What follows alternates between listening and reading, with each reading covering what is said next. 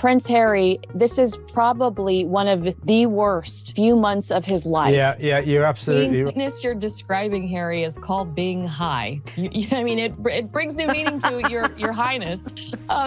Exactly. I think that this is a big name, Your Highness. Is this Prince Harry's most damaging moment yet? Other news today, more drama for Prince Harry and wife Meghan. They had their HRH titles scrubbed from the royal family's website. All they've done for 5 years is complain and moan and see themselves as downtrodden victims. Timing of this was really interesting because all references, lingering references to Prince Harry and Meghan have been wiped from the royal family's website. Poor old Meghan, in terms of this lavish wedding in Venice.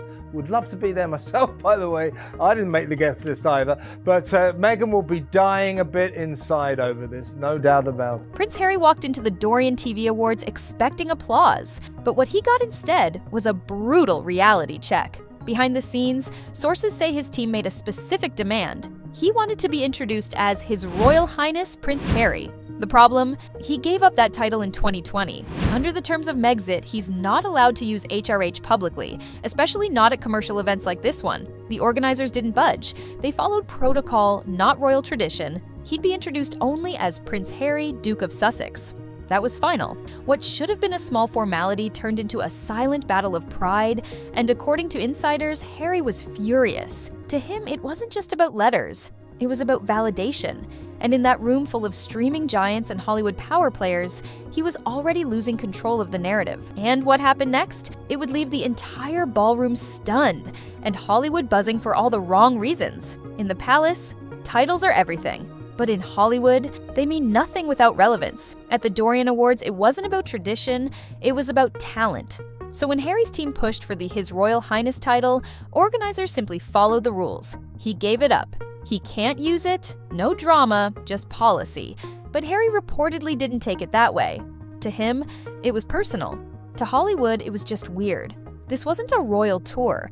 It was a room full of creators who earned their status. And one thing was clear. You don't walk into Hollywood expecting reverence.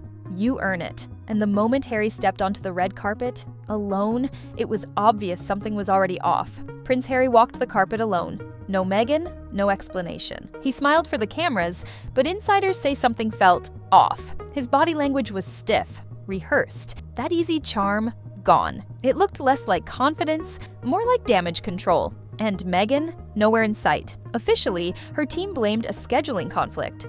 But in Hollywood, no one skips a red carpet unless there's a reason, especially not Meghan, who's known for showing up when it matters. The whispers started instantly. Did she know this would go badly? Was she distancing herself? Had she warned him not to push the HRH issue? One thing was clear. Harry looked alone, and not just physically. But the real blow came moments later, when he wasn't introduced the way he wanted, and everything unraveled in seconds. The room was buzzing, lights, applause, a polished host at the mic. Then came the moment. Please welcome Prince Harry, Duke of Sussex. No His Royal Highness. No royal fluff, just the title he was allowed to use. And in that instant, everything changed. Harry didn't move. He sat frozen. No smile, no nod. Just a clenched jaw and narrowed eyes. It wasn't just disappointment, it was visible fury. Then, without warning, he stood up and walked out. No speech, no wave. Just silence, tension, and the double doors swinging behind him like a final statement. Phones were already out. Cameras rolling, and within minutes, the internet had its headline. But what started as a walkout turned into a viral storm, the kind that doesn't go away quietly. It didn't take long. Within minutes, Harry's exit was everywhere. TikTok had the clip, Twitter had the takes, Instagram had the memes. One showed a toddler in a plastic crown throwing a tantrum. Captioned, "Harry after not hearing HRH." Another split the screen.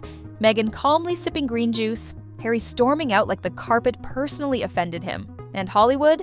They weren't laughing with him. They were taking notes. Studio execs, producers, publicists, suddenly cautious. One insider joked, "The gala did what Buckingham couldn't," told him no. But behind the humor, real hesitation was setting in, because now, Harry wasn't the guest.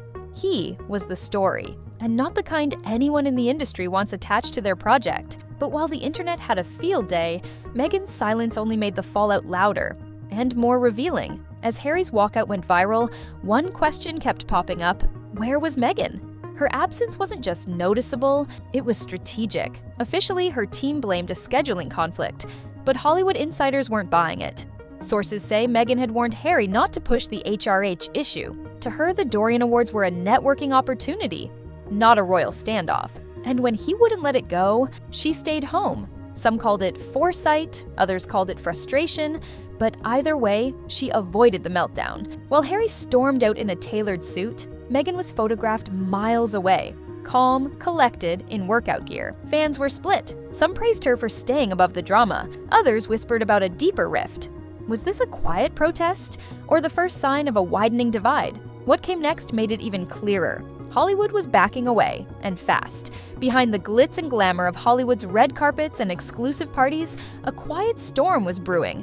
What the cameras didn't catch, but the insiders certainly did, was the ripple effect that Prince Harry's dramatic exit from the Dorian Awards had across the industry. The fallout wasn't just about headlines or viral clips, it was about real consequences, quietly unfolding in boardrooms and behind closed doors. Sources close to several streaming platforms revealed that conversations and pitch meetings involving Harry suddenly grew tense, then stalled altogether. One project that had been in early talks was put on an indefinite pause, with executives growing wary of the growing unpredictability surrounding the Duke of Sussex. Industry insiders described a shift from initial enthusiasm to cautious skepticism, the kind that can quietly kill a deal without any public announcement. This was more than just a PR hiccup. Hollywood operates on reputation and trust, qualities Harry had seemed to lose overnight. Where he once embodied a kind of rebellious charm, pushing back against royal expectations, he now appeared as a liability.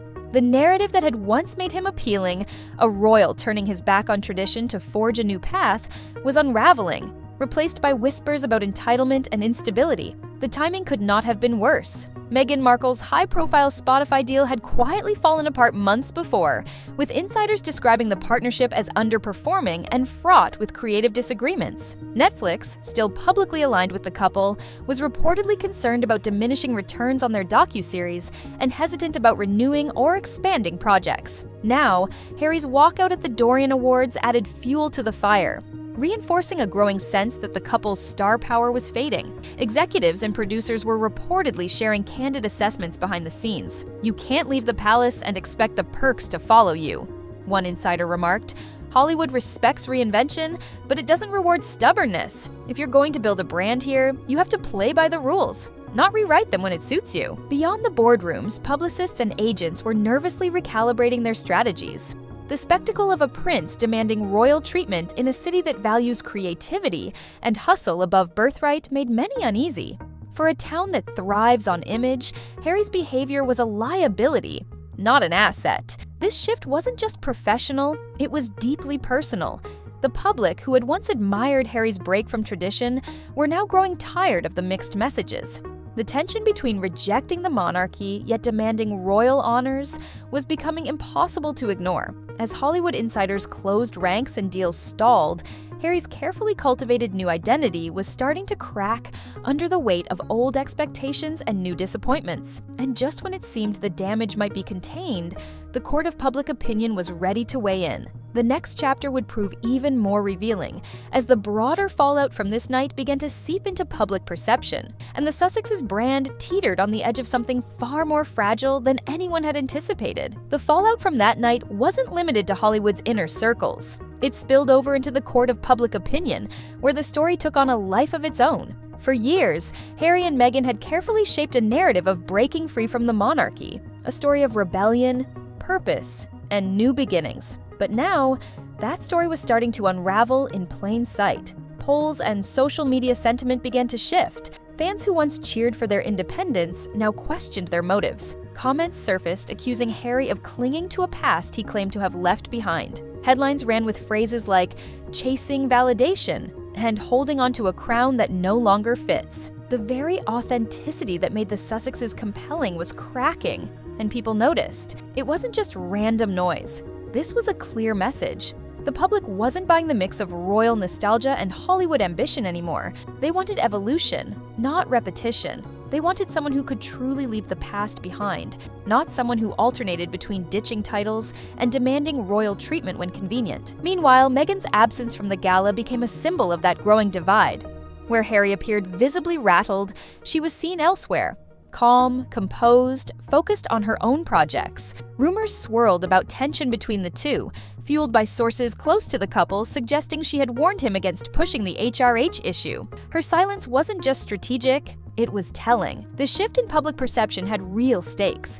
With the couple's Netflix and Spotify deals reportedly faltering, the economic impact of these cracks was undeniable. Industry insiders whispered about diminishing returns and questioned whether the Sussex brand could survive the mounting skepticism. As the dust settled, it became clear that Hollywood and the world had sent a message. Titles don't buy relevance, and royal blood can't shield you from the consequences of your actions. If Harry and Meghan wanted to succeed on their own terms, they needed to fully embrace the identity they claimed to want, without looking back. Because in the land of entertainment, the only rule that matters is staying relevant. And right now, the Sussex's star was flickering in a way no title could fix.